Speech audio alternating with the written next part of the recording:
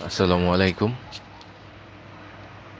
একটা নিউজ দেখলাম, সেখানে এখানে বলা হচ্ছে যে রোহিঙ্গাদের যে প্রত্যেক সপ্তাহে প্রত্যেক মাসে আর্থিক সহায়তা দেওয়া হতো $12, আগামী মাস থেকে এটা কমে দাঁড়াবে হলো $6।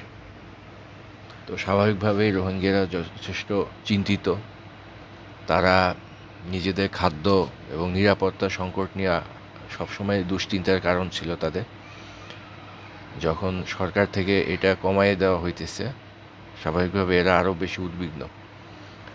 এখানে যুগান্তরে একটা নিউজে দেখলাম, এখানে বলা হচ্ছে যে আগামী মাস থেকে রেশন কমিয়ে দেবে শুনেছি, তাই ডিম, ডাল, চিনি এগুলো নিয়ে রেখেছি। কি করব, কমিয়ে দিলে তো আর কুলাবে না, তখন অনেক কষ্ট হবে। এদিকে আজকে ডক্টর মোহাম্মদ ইউনূস এবং জাতিসংঘের মহাসচিব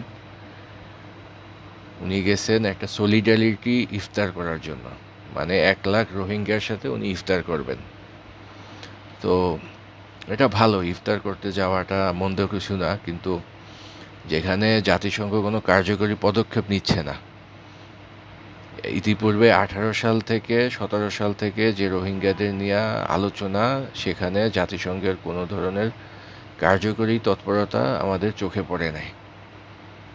আর একই সাথে সরকারও তাদের আর্থিক সহায়তা কমাই দিচ্ছে। এই প্রেক্ষিতে এই ইফতারকে অনেকে নির্মম রসিকতা হিসেবে দেখতেছে।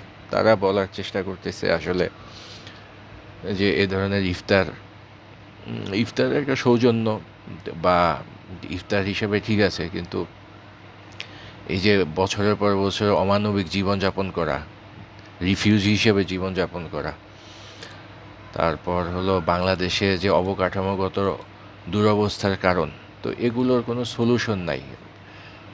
দেখা যাচ্ছে যে এরা পরিষ্কার পানি পাচ্ছে না, স্যানিটেশনের তাদের অভাব আছে।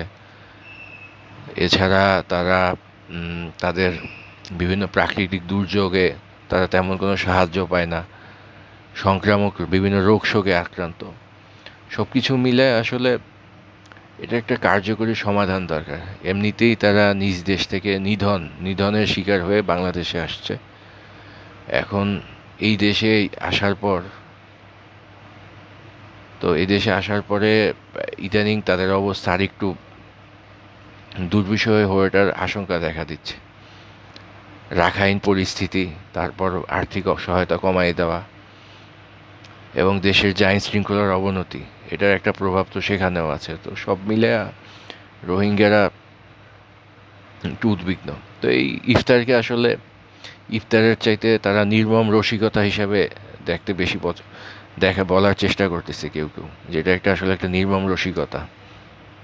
তো দেখা যাক আমাদের মার্কেটিং ম্যান ডক্টর ইউনূস, তার এই সলিডারিটি ইফতার আদৌ কোনো ফলাফল নিয়ে আসে কিনা। উনি ইতিপূর্বে বেশ ক্ষমতার কেন্দ্রে গিয়ে যথেষ্ট ব্যর্থতার পরিচয় দিচ্ছেন।